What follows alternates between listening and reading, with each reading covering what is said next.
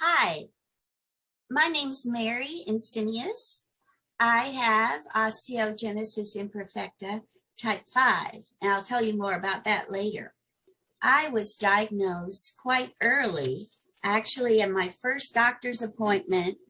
As an infant, my mother took me to her baby doctor, and he said, "What have you been doing with this child?" And she said, "Well, just loving her." And he said, "Well, I think she has a broken arm and possibly some broken ribs. And I'm not accusing you of anything, but we need to check this out. It could be something serious." So from my small town, Elyria, Ohio, my parents took me to an appointment in Cleveland at the Rainbow Babies and Children's Hospital, and I was diagnosed with osteogenesis imperfecta. They didn't have much to tell my parents back then. It was 1953. They said, "We don't know what her life expectancy will be, but we would like you to carry her not in your arms, but on a pillow board. Go cut a piece of plywood, the shape of a pillow, and then put the plywood in a pillowcase with the pillow so that she's always supported but not being tossed about." So they were happy to do that. And I grew and I grew and grew, and I didn't have my first fracture until I was about 2 or 3 years old, jumping on the bed. Now, what child does not jump on the bed? There were two beds in the room. So my brother and I were jumping from bed to bed. I fell off the bed and broke my arm in 3 places. I broke the top, the bottom, and the elbow part.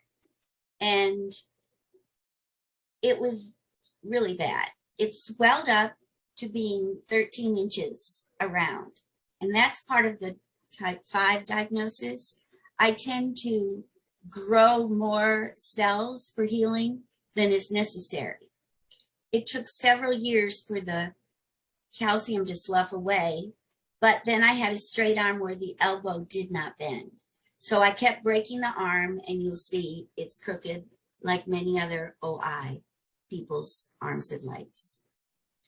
It hasn't handicapped me in many ways. I went to a Catholic school. I got a college degree from Kent State University, paid for by the vocational rehab. And I had a career in social work and counseling with children.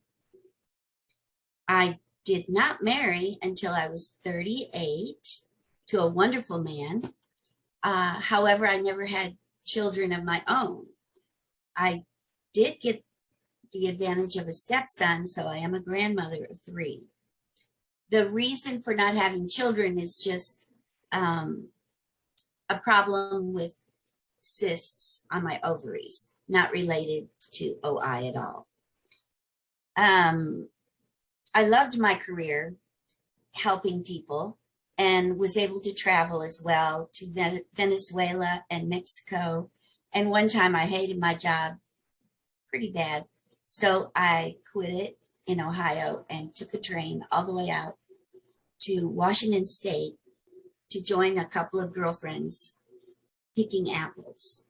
Now, I'm not going to say that I was good at it, but I did earn $14 a day. My hobbies are anything artistic. I'm writing, I'm painting, I'm creating something all the time. I've made many baby quilts.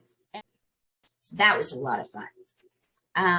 I did get my master's degree in counseling and human development at Troy State University. I lived in Pensacola, Florida for nearly 30 years, and I've just had a great life.